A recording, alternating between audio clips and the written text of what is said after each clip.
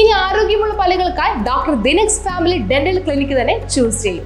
കൂടുതൽ വിവരങ്ങൾക്കായി കോൺടാക്ട് 6238355070. കോതമംഗലം ബോധിയുടെ ദിനാഘോഷവും കുടുംബസംഗമവും നടന്നു.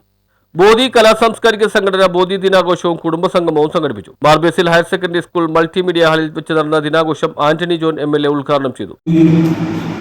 യാതൊരു തരത്തിലുള്ള അസാരസ്യങ്ങളോ അഭിപ്രായ വ്യത്യാസങ്ങളോ ഒന്നുമില്ലാതെ ബോധിക്ക് പ്രവർത്തിക്കാൻ വേണ്ടി സാധിച്ചിട്ടുണ്ട്.